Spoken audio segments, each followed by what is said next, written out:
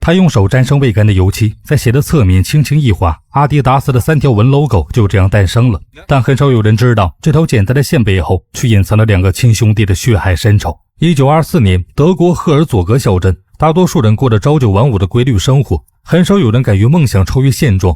但达斯勒家的2个儿子却成为这种平静的例外。弟弟阿迪被镇上的人视为怪人，他终日沉浸在鞋子的缝制与改良中，反复试验每一个细节，甚至亲自穿着跑上街道，只为验证一针一线的差别。他的心里始终燃烧着一个简单却大胆的愿望，终有一天，世界最顶尖的运动员将会穿上他亲手打造的鞋子。与内向执拗的阿迪截然不同，哥哥鲁迪则是镇上的风云人物。他高大英俊，口才出众，总是能轻易吸引别人的注意。在当地皮带工厂工作期间，鲁迪展现出卓越的商业天赋，销售业绩始终名列前茅。鲁迪拥有一个绰号，美洲狮。这个称呼来源于他在感情上的风流倜傥和在生意上的敏锐嗅觉。他不满足于工厂里按部就班的工作，总是在寻找更大的机会。在艰难的创业过程中，2兄弟迎来人生中的重要转折，他们都遇到了自己的真爱，而这些感情纠葛为未来的家庭悲剧埋下了伏笔。鲁迪的爱情故事正在始于一次火车旅行，他准备前往纽伦堡处理业务，在火车站遇到了美丽的弗里达。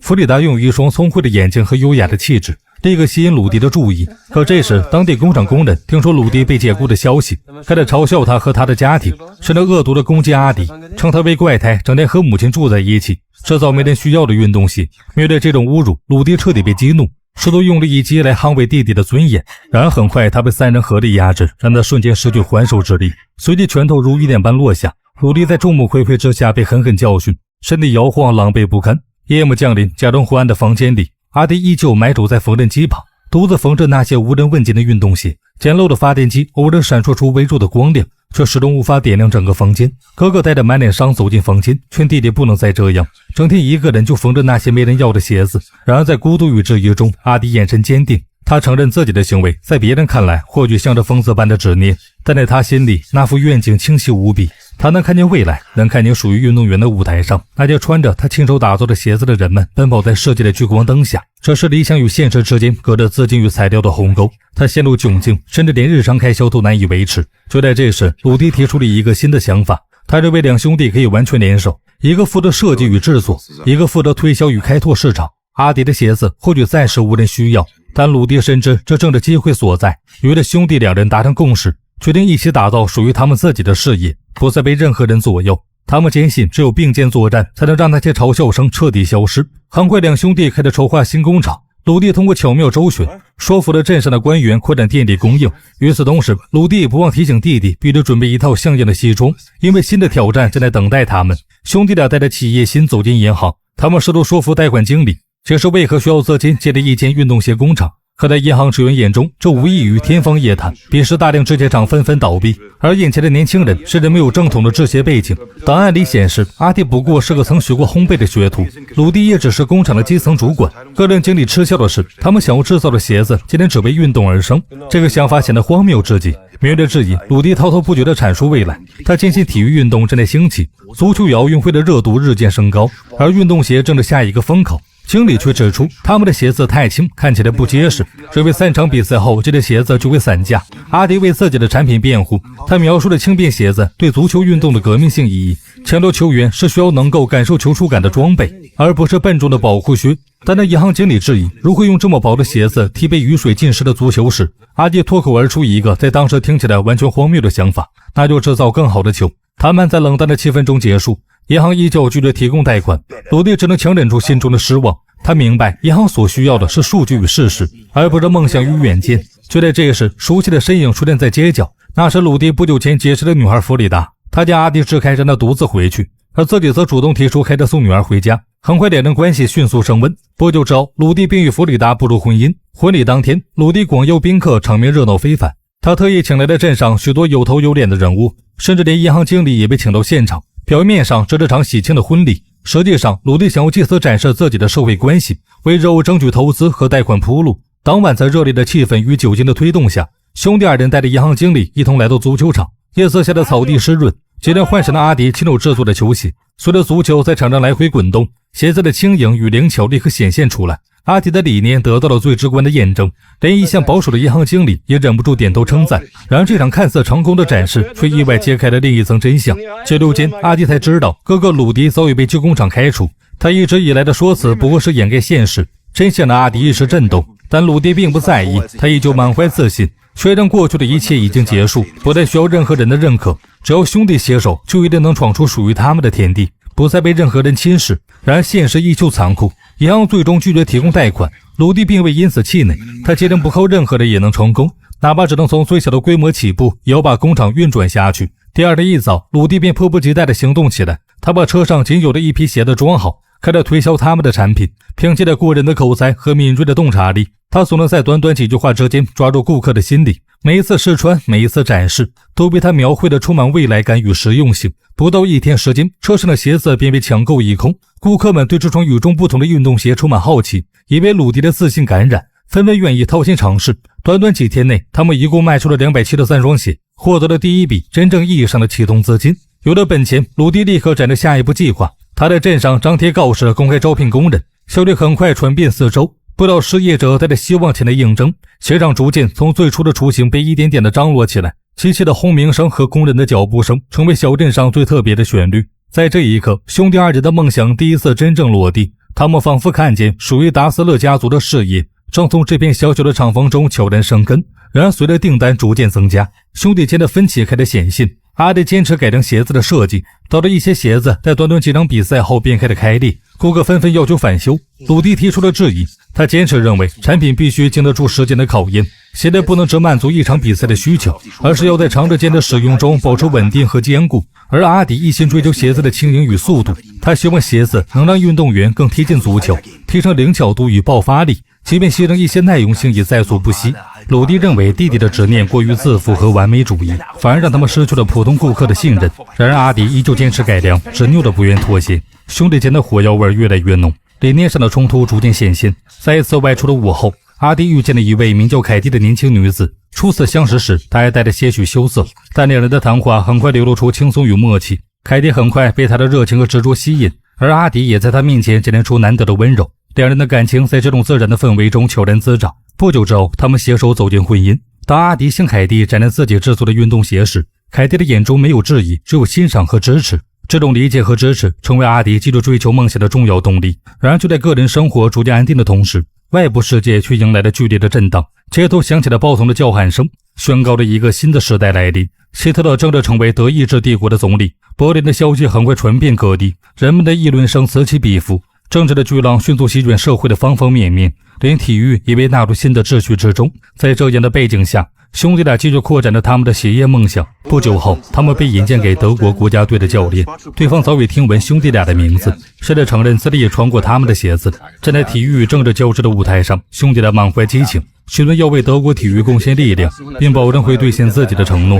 教练点头认可，临别前还叮嘱他们不要让人失望。兄弟二人暗自振奋。鲁迪坚称这正是他们崭露头角的机会，只要证明自己的实力，梦想就能一步步实现。然而在光鲜的场面背后，妻子们却流露出不同的心情。凯蒂与弗里达私下交谈时，心中不免担忧。凯蒂为丈夫的成功感到骄傲，却也抱怨这份成就带来的代价。阿迪常年泡在工厂，几乎没有时间陪伴家人。弗里达也抱怨鲁迪四处奔走，频繁在外应酬，常常一走就是一整夜。光鲜背后的孤独让她一度希望丈夫不要如此成功。弗里达给凯蒂一个建议，让她来工厂工作，这样能更多的陪伴在阿迪身边。没过多久，凯蒂真的踏入了鞋厂的大门。第一天上班时，她兴冲冲地冲到办公室，满怀期待，却意外迎来了鲁迪的惊讶与质疑。直到那一刻，她才意识到阿迪却从未将自己的决定告诉任何人。那一瞬间，她心中涌起一股被忽视的失落感，也让人看到阿迪在执着追逐梦想时的另一面。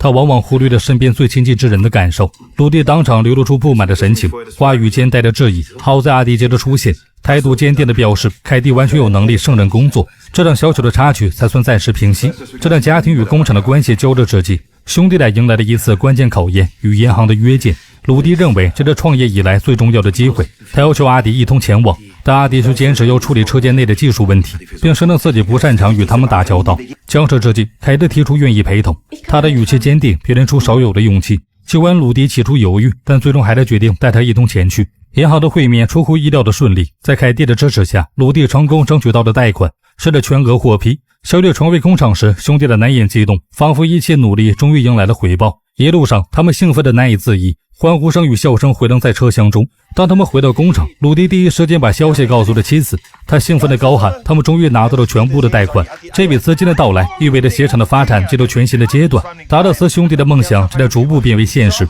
然而就在欢庆的气氛中，弗里达却敏锐地注意到鲁迪与凯蒂之间的亲密举动，他的眼中闪过一丝不悦，心底的疑虑悄然滋生。看似喜悦的胜利背后，家庭关系的暗流也在无声中涌动。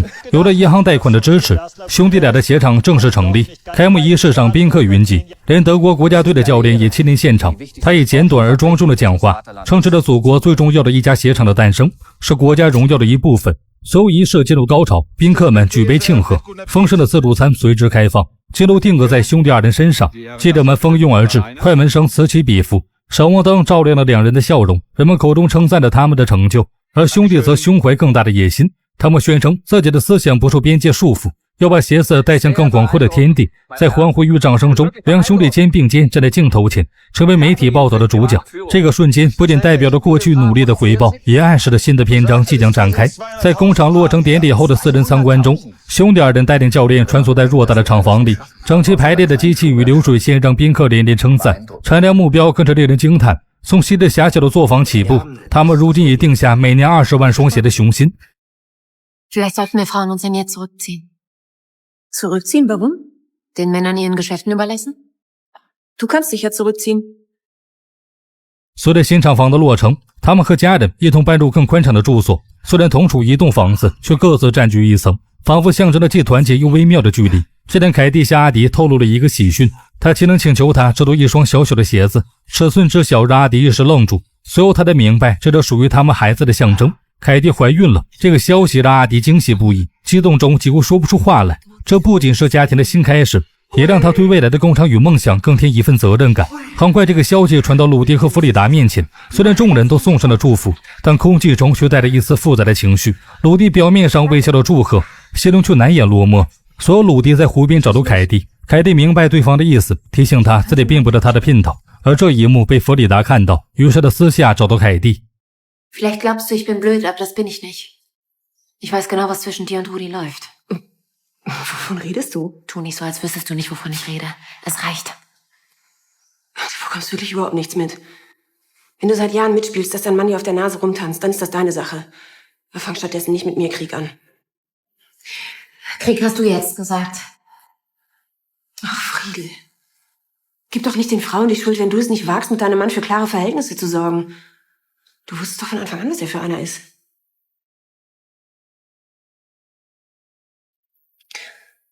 Entweder du trennst dich von ihm, oder du spielst sein Spiel mit. 弗里达又试图挑拨兄弟俩，声称鲁迪一直被压在弟弟的光环之下。人们口中传颂的总是阿迪的鞋，运动员们穿着这类鞋赢得的奖牌也都归功于阿迪，仿佛所有功劳都与鲁迪无关，这让他担忧。随着阿迪与凯蒂在工厂中影响力日渐增强，这种趋势终有一天会让鲁迪被排挤出局，甚至一无所有。在一次会议上，分歧彻底爆发。凯蒂坚决反对为了追求销量而贱卖新品，他认为鞋子的价值不容低估，定价理应高于竞争对手，让消费者意识到他们的鞋才是最好的。他的意见令鲁迪愈发恼火，愤怒地斥责他不过是一个鞋匠的女儿，不该妄议公司的生意。他的话让在场的所有人陷入尴尬与紧张，阿迪更是勃然大怒，当场警告哥哥不许再这样羞辱自己的妻子。兄弟之间的裂痕在这一刻被清晰地揭开。与此同时，奥运会的筹备让他们迎来了新的机遇，多位出色的运动员相继同意穿上他们的鞋参赛，这让兄弟俩看到了巨大的前景。但分歧再度出现，阿迪坚持要邀请冉冉升起的黑人短跑新星杰西·欧文斯，因为他代表着世界上最顶级的竞技水平。鲁迪就强烈反对，他担心这一举动会激怒纳粹政权，影响与德国当局的关系。阿迪态度坚决，在他看来，鞋子属于体育，属于最好的运动员，不应屈从于政治。鲁迪则咆哮地强调，他们必须优先支持德国本土的运动员与教练。然而阿迪根本不理会，坚持把鞋送给了欧文斯。很快，赛场上的事实为阿迪的理念提供了最有力的证明。柏林奥运的田径赛场上，欧文斯穿着达勒斯的鞋子如猎豹般冲出跑道，他接连斩获4枚金牌，速度与力量让世界震撼。尽管记录中依旧带有种族主义色彩的言辞，称他的爆发力为原始的动物力量，但无法掩盖他所取得的辉煌成绩。这一胜利让全世界的目光聚焦在欧文斯身上。当欧文斯在奥运赛场的胜利很快引发了连锁反应，工厂收到来自国家队教练的电报，其中既有祝贺又有怒火。他在电报中直言，纳粹方面已经迁怒于他。Ja, ich bist du eigentlich? Weißt du, wie schnell sich herumspricht, dass dieser Neger in unseren Schuhen gewonnen hat? Unseren Schuhen, nicht in deinen, auch wenn du noch so auf das Gegenteil brauchst. Hör auf, mich dauernd zu befaulen. Es sind meine Schuhe. Ich habe sie entwickelt. Und ich habe sie mit diesen Händen gemacht. Glaubst du, alles dreht sich nur um dich? Ich habe jahrelang hart darauf hingearbeitet, dass wir unseren Absatz auf 200.000 Paar steigern können. Ich grab mich nicht in meiner Werkstatt ein und wiege wieder und wieder dieselben Schuhe, nur um 1 Gramm Leder wegzuschneiden. Ich gehe raus, ich verkaufe die Schuhe. 200.000 Paar, Adi. Nicht ein einziges für diesen Neger. 兄弟的争执越来越激烈，阿迪坚称那是我的血，而鲁迪则怒斥那是我们的生意。当阿迪再次提到欧文斯，鲁迪强硬地划下界限，强调不会允许再有任何一双鞋落入那个黑人运动员的脚下。话语中充满政治立场的冷酷，也暴露兄弟间根本性的分歧。最终鲁迪警告弟弟，不许再绕过自己私自做决定。表面上争执暂时平息，但这份警告更像是一道深刻的裂痕，预示着未来冲突的不可避免。时间来到1939年，德国通过广播宣布波兰率先发动攻击。凌晨5点45分，德军开始反击。随着这则消息传遍全国，第二次世界大战正式爆发，战争的阴影瞬间笼罩整个国家。达勒斯兄弟的工厂也难以独善其身。不久后，当局下令全面停产。兄弟二人无法接受，急忙想办法准备疏通关系，却很快得知曾经支持他们的国家队教练已被撤职，再也帮不上忙。原本因奖牌累积而赢得的荣耀，此刻变得毫无意义。面对质疑，阿迪不解，认为即便战火蔓延，军队依旧需要训练，士兵依旧需要血。但当局的回应冷漠而严厉，直言在战争期间，任何非军事生产都毫无价值。他们甚至警告达勒斯兄弟，要么站在纳粹一边，要么就彻底出局。更令人刺痛的是，官员们公然提起欧文斯的事，使得他们让一个黑人运动员在世界舞台上羞辱了德国，还为他制作广告牌，这在当时被视为不忠与挑衅，使兄弟的处境变得更加危险。面对这样的强硬态度，鲁迪不得不低头，他恳求不要让工厂毁于一旦，并承诺无论军方需要什么，他们都会生产。Panzerfäuste. Ich bitte Sie, machen Sie die Firma nicht kaputt. Wenn der Krieg vorbei ist, wollen wir doch wieder Rekorde erringen. Gemeinsam. Natürlich wird der Krieg nicht lange dauern. Trotzdem wird Leder für kriegswichtige Produktion benötigt.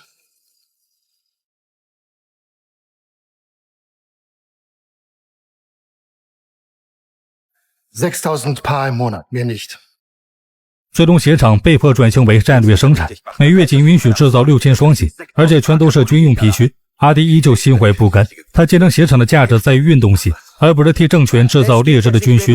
他甚至怒言，如果工厂沦落到生产这些垃圾，还不如直接关门。鲁迪却冷冷回应，这已不再是追求最好，而是单纯为了生存。他直言，如果不妥协，工人甚至可能被送往集中营。在巨大的压力下，工厂终于交出了第一批军靴，送往军需部门等待审批。在工厂外，一名叫卡尔的工人为了保护女同事，惹怒了几名党羽。鲁迪害怕被牵连，想要赶走卡尔，这一举动让阿迪无法接受。在他看来，工厂的员工是家人，尤其是卡尔。他可是他们最早的工人之一。阿迪坚称，谁能留下应该由他们自己决定，而不是正等插手。但鲁迪却强硬地反驳，人事归他负责。如今大局已岌岌可危，工厂随时可能被查封，必须服从政治的压力。但阿迪依旧不管不顾，坚持要留下卡尔。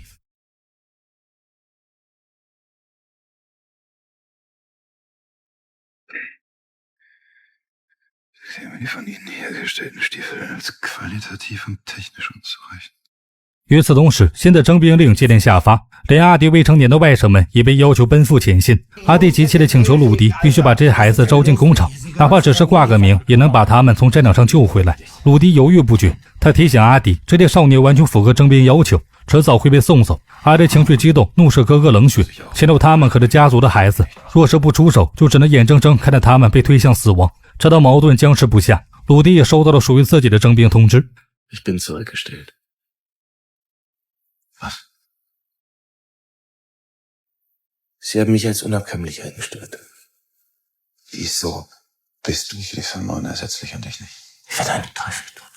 这个结果让鲁迪心中充满怨恨，他质问弟弟为何自己不重要，甚至怀疑阿迪暗中动了手脚。在他看来，弟弟能救下侄子们，却不愿替亲哥哥争取机会，鲁迪怒火中烧，声称要申请让工厂停工，把阿迪也推上前线，让他尝一尝战火的滋味。兄弟间的嫌隙彻底公开化，从最初的互不合作，逐渐演变成赤裸的对立。不久之后，鲁迪真的被送往前线，而留在后的鞋厂也彻底失去了原本的意义。在战火的压力下，被迫转型为军工车间，施展火箭筒与军靴。阿迪眼睁睁地看着梦想被吞噬，心中愈发苦闷。只有在夜深人静时，确认自己亲手制作的球鞋奔跑，他才能短暂地感受到梦想仍被彻底消亡。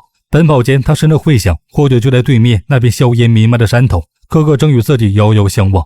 转眼来到1945年4月，战争已经持续整整5年，德国已濒临崩溃。鲁迪终于从前线归来，然而他早已不再是当初那个意气风发、满嘴生意经的推销能手，而是一个满身疲惫、心怀怨愤与疑问的归人。不久后，盟军占领了小镇，并下令要摧毁一切军工设施。达勒斯兄弟的工厂赫然在列，情急之下，阿迪急忙解释，这里原本是制鞋厂，他们是被迫改造的。他甚至主动提出可以带军官进场参观，证明他们依旧在坚持鞋匠的本行。阿迪小心翼翼地一一展示制鞋工具，可就在关键时刻，一旁存放的火箭筒让场面瞬间紧张到极点。却在炸毁命令即将下达时，阿迪的妻子机智地拿出一张照片，照片上是美国黑人运动员欧文斯在奥运赛场上挑战达勒斯的球鞋赢得金牌的瞬间。这一刻气氛彻底扭转，军官看着照片沉默片刻，最终挥手让人放下了炸药，工厂得以幸存。达斯的兄弟的梦想也在废墟中勉强延续，所有盟军征用了他们的房子，两家人只得被迫居住在一间小屋里。在这样的环境下，兄弟间的矛盾却悄然爆发，鲁迪心中积压已久的怨气终于溢出。Um jeden hast du dich gekümmert. Karl, die Neffen Inge. Für den eigenen Bruder, da war die Zeit so kostbar. Du warst in Gefangenschaft. Aber schreiben hättest du können. Einen einzigen verdammten Brief, wenigstens einen. Vielleicht hat es mich auch interessiert, dass du aus unserer Firma mittlerweile einen Rüstungsbetrieb gemacht hast. Das war ich nicht. Stimmt. Du warst nie irgendwas. Wir müssen klären, wie wir weitermachen. Nicht jetzt. Nein. Dann lassen wir doch einfach alles so, wie es ist. Oder? Käthe und Adi tun, was wir wollen. Friedel, die Kinder und ich werden irgendwo abgeschoben. Rudi! Oder noch besser, ich gehe einfach zurück in den Osten, wo ich mir todsicher eine Kugel fange. Dann habt ihr es endgültig geschafft. Ich habe da drüben jeden Tag mein Niemand bestreitet, dass du eine schlimme Zeit hattest. Während du es geschafft hast, dich hier zu Hause unentbehrlich zu machen. Du hast dich doch selber entbehrlich gemacht. Beantragst Stiefel zu produzieren hinter meinem Rücken und dann taugen die nichts. Was sollen die denn mit so einem anfangen? Warum wurdest du nicht einberufen? Rudi. Warum wurdest du nicht einberufen? Hör auf damit! Erklär's mir hier und jetzt! Hör auf damit! 积压多年的矛盾终于彻底爆发，兄弟情分在争执中被撕碎成无法弥合的裂口。很快暴风席卷而来，鲁迪被盟军扣押接受调查。他被指控是个纳粹党员，甚至有证人作证说他要求员工效忠党派。更令他愤怒的是，这份指控竟来自他最亲近的人。Mein Bruder, dieser Schweinehund. 鲁迪怒不可遏，坚信阿迪是想借机吃得将自己排挤出公司，独占家族事业。在调查中，鲁迪拼命为自己辩解，强调他曾庇护工人，甚至让外国运动员吹让他们的鞋子参赛，特别是欧文斯。这一切都与纳粹宣言背道而驰。鲁迪坚持真正背叛原则的人是阿迪，在自己离开后，他让工厂沦为军工厂，甚至使用战俘作为劳工。而与此同时，凯蒂斯从废墟中抓住了一线生机，他主动与驻扎的美军交涉，争取到了一份新的订单。美国人需要大量运动装备，愿意让达斯的工厂为他们生产。这不仅是一次转机，更是让工厂摆脱军工阴影，重新回归运动初心的机会。然而就在一切似乎重新走上正轨时，盟军的调查人员带走了阿迪。Ich kann Ihnen nicht länger erlauben, Ihre Firma zu leiten. Wir produzieren noch für Sie? Solange Ihr Status nicht geklärt ist, dürfen Sie keine Führungsposition übernehmen. Aus Ihrem Umfeld heißt es zwar, dass Sie Angestellte geschützt haben, aber offenbar hat Ihr Bruder diese Entscheidung getroffen. Mein Bruder? Er war doch in Ihrer Firma für Personalfragen zuständig und Sie haben Kriegsgefangene als Zwangsarbeiter beschäftigt. Weil unsere Arbeiter abgezogen wurden. Wir haben sie immer anständig behandelt. Bringen Sie mir einen, der das Gegenteil behauptet. Trotzdem ein klarer Verstoß gegen internationales Recht. Ihr Bruder belastet Sie schwer. Und Sie belasten Ihren Bruder。调查中，兄弟俩互相推诿指控，鲁迪称阿迪才是决定用战斧劳工的人，而阿迪反过来指责鲁迪才是真正与党派关系密切的一方。调查官最后得出的结论，两人都被直接涉及战争罪行，因此不必被拘押。但这场质询让兄弟间积压的嫌隙彻底爆裂。走入调查室后，本应松一口气的两人却陷入更深的仇恨。鲁迪坚信阿迪出卖了自己，愤然放下狠话，认为这意味着兄弟之间正式开战。阿迪则同样指责鲁迪把他塑造成纳粹，破坏了自己的清白。手足兄弟彻底反目，在家中争吵愈演愈烈。弗里达愤怒地控诉阿迪不顾亲情，把家人推向前线，而凯蒂则坚持为丈夫辩护，强调阿迪始终在努力保全工人和工厂。两个女人的话语如同火上浇油，让这场兄弟之争不再只是事业上的分歧，而是扩散到整个家庭的裂痕。Ich habe versucht, die Firma und die Leute zu schützen, während du nur deine Schuhe im Kopf hattest. Es hätte keine Firma gegeben. Ohne meine Schuhe. Kannst ja nicht mal ein richtiges Paar Stiefel entwerfen. Halt deinen Mund, Käthe! Ich habe dir von Anfang an gesagt, dass die beiden nicht nur ausnutzen. Käthe hat von Anfang an nur sich selber im Kopf. Schwachsinn. Du stänkerst an mir rum, seit Adi und ich verheiratet sind. Ich stänkere erst an dir rum, seitdem du meine Ehe kaputt gemacht hast. Deine Ehe? Dazu hat's nicht mich gebraucht. Glaubst du, ich bin blind? Du hast doch von Anfang an Rudi den Kopf verdreht. Ein Bruder war dir ja nicht gut genug. Absurd. Was soll das denn jetzt? Ich weiß, was ich weiß. So? Was weißt du denn? Dass Horst in Wahrheit Rudis Sohn ist, das weiß ich。 面对这样的误解，鲁迪却没有解释。霍斯特身世的疑云成为了压垮兄弟最后的一根稻草。无论真相如何，这个指控也在两个家庭之间制造无法弥合的裂痕。Rudi, du kannst das doch nicht einfach so im Raum stehen lassen, nur um dein Bruder eins auszuwischen.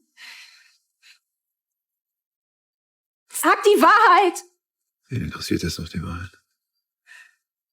Ich glaub das. Adi! 7天后，两兄弟做出最终决定，他们召集全体员工，宣布了一个让所有人震撼的消息：携程解散。从今往后，兄弟将各自成立独立的公司，彻底告别曾经的并肩时光。这不仅是事业的分道扬镳，更是亲情的断裂。工人们面面相觑，不知该如何选择。新闻很快传遍小镇，报纸上醒目的标题写着：达斯的兄弟分裂，曾经同心协力创造奇迹的工厂，如今变成了分家大戏。随着员工各自选择立场，局势更加清晰。鲁迪那边虽然分走了1/3的人，但多数是销售人员，缺乏熟练工人，生产线运转吃力。而阿迪这边虽然勉强让工厂恢复运作，却苦于没有销售渠道，客户资源几乎全被鲁迪带走。面对困境，阿迪只能硬着头皮宣布要重建销售体系。可现实是他从来不懂推销，只会埋头钻研鞋子的改良。凯蒂看着丈夫的为难，主动站出来表示愿意帮忙。他的坚定让阿迪心里重新燃起信心，在妻子的支持下，他第一次点头承认自己或许真的可以依靠他。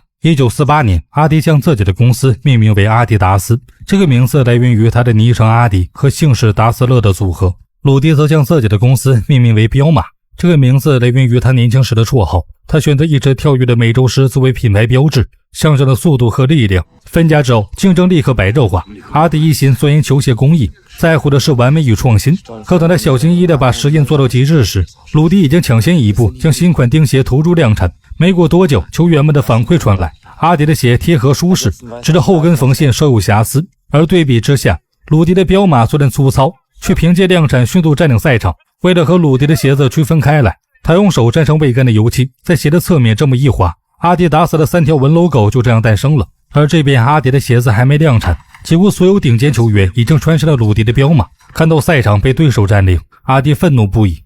Ist er nicht? Ist er doch. Sie haben uns die Idee gestohlen. Wir werden Sie verklagen. Mach dir keine Sorgen, die sind bald wieder von da verschwunden. Schaut euch an, was gerade reingekommen ist. 彪马反过来抢先一步，以专利为名状告阿迪。兄弟俩从昔日的并肩作战，如今彻底沦为法庭上的对手。这种敌意甚至蔓延到了小镇的日常生活，有酒吧成了彪马执着者的地盘。阿迪的人一旦踏进去，就会引发争执与驱赶。小镇从此被硬生生劈成了2个阵营，一边是阿迪达斯，一边是彪马。就在小镇暗流汹涌时，更大的危机悄然逼近。有人带来消息，德国国家队主教练赫尔贝格正准备与鲁迪的彪马会面。这意味着，如果鲁迪拿下国家队，几乎整个联赛的优势都会被他牢牢攥在手里。阿迪愤怒却冷静，他坚称对方不可能得手。另一边，鲁迪已经与赫尔贝格正面交锋，他摆出十足的自信。前头大多数国脚在俱乐部时都穿着彪马的球鞋，因此国家队理应保持一致，以统一阵线的名义进一步扩大自己的影响力。这一番话表面充满现实的便利，背后却藏着赤裸裸的商业野心。赫尔贝格心知肚明，他提出合作条件，希望得到1货价的球鞋以及每个月1000马克的资助，作为国家队的保障。Sie kommen hierher, eine Palette meiner Schuhe und 1000 Mark. Monatlich. Wir sind die Nationalmannschaft. Herr Herberger, ich arbeite mit den Vereinen zusammen. Weil die Samstag für Samstag da draußen stehen, bejubelt von Tausenden, die zusehen, wie die Bälle in meinen Schuhen in die Tore getreten werden. Wieder und wieder. Warum sollte ich Geld dafür rausschmeißen, dass Sie alle paar Jahre auf ein Turnier fahren？ 更为致命的是，他毫不掩饰地贬低德国队的前景，断言他们在国际赛场上难以支撑到下一轮，终将败给乌拉圭、匈牙利和英格兰的脚下。Wir haben hervorragende Spieler. Dann brauchen wir nur noch einen hervorragenden Trainer. Sie haben noch nie mehr vor dem Krieg ein Spiel gewonnen. Seit Sie Trainer sind, hat Deutschland nur verloren. Wenn Sie nicht daran glauben, dass wir Weltmeister werden können, dann bin ich ja wohl falsch。 这样的态度让赫尔贝格心生不满，鲁迪的自负与傲慢最终让谈话不欢而散。在鲁迪傲慢拒绝之后，赫尔贝格转身找到了阿迪。与哥哥的轻慢不同，阿迪表现出诚恳与务实。赫尔贝格毫不掩饰自己的需求，他希望整个国家队都能穿上可靠的战靴，还要配备专门的装备管理员，以及一笔每个月1000马克的资金支持。面对这份沉重的条件，阿迪并没有退缩，他明白这是一次决定未来的机会。很快，世界杯的战火点燃，德国队在赫尔贝格的带领下意外冲入决赛，对手真的实力如日中天的匈牙利。外界几乎未能看好这支队伍，但报纸与街头议论的声音中，偏偏出现的却是另一种细节。球员脚下的3道条纹逐渐成为人们关注的焦点。阿迪达斯的鞋子正在悄然登上世界舞台。鲁迪看着新闻报道，心中充满懊悔。如果当初愿意满足赫尔贝格的条件，也许站在世界赛场上的人就是自己。Wir hätten ihn auch haben können, aber wenn ich dem Trainer das Geld gegeben hätte, das er haben wollte, dann hätte ich 3 Schuster entlassen müssen. 3。就在那场被称为伯尔尼奇迹的决赛前，天气骤变，阿迪暗暗祈祷下一场雨，因为他为德国队准备了独一无二的秘密武器——可更换鞋垫的球鞋。如果草地湿滑，这双鞋将彻底改变战局。西路天空迟迟未见变化，球员们只能穿上短钉鞋迎战。对手是4年来未尝败绩的匈牙利，几乎所有人都认为德国毫无胜算。就在比赛进行的关键时刻，乌云终于压下，雨点密集落在球场。阿迪的机会终于到来，德国队迅速换了长钉鞋，在泥泞的草地上稳稳立足，而匈牙利球员则不断打滑失误。随着比赛推进，局势悄然逆转，人们见证了足球史上最不可思议的一幕：德国队一路追平，最终反超。随着哨声响起，德国以3-2完成逆转。这个几乎不被看好的队伍击败了横扫世界的匈牙利，捧起了大力神杯，全世界为之震惊。而德国人将这场胜利称为伯尔尼奇迹，这不仅是足球史上的一次经典逆转，更是战后满目疮痍的德国重新找到自信与希望的象征。然而伴随着欢呼与荣耀，兄弟二人的裂痕却再未弥合。接着在生命最后时刻，他们也没有实现和解，衣钵最终传到了下一代手中。阿迪达斯和彪马被他们的子嗣推向全球舞台，成长为最具影响力的运动品牌之一。直到今天，两家公司的总部依旧伫立在赫尔佐根奥拉赫，那片孕育出梦想、矛盾与奇迹的小镇。这个仅有2万多人的地方，仍然被这条无形的分界线分割着。南边是阿迪达斯，北边是彪马，两家公司的员工先后跨越这条隔阂，仿佛小镇本身也成为兄弟决裂的延续。但奇迹就在于，这段充满痛苦与分裂的历史，孕育出2个年收入均超过200亿欧元的体育巨头。商业的奇迹背后，更深层的力量却在提醒世人，既是竞争残酷，既是命运无情。人类对完美、对卓越、对超越自我的追求从未停止。达斯勒兄弟的一生，既是成功的缩影，也是悲剧的映照。他们用命运告诉世人，真正的胜利者不是那个击败所有对手的人，而是那个在奋斗中仍能保守初心与人性光辉的人。只有如此，人生才不会陷入无休止的对立与重复的悲剧。在这个充满竞争与角逐的时代，达斯勒兄弟的故事依旧回荡在历史深处。真正的成功不是孤身一人登上山巅，而是与所爱的人一起到达顶峰。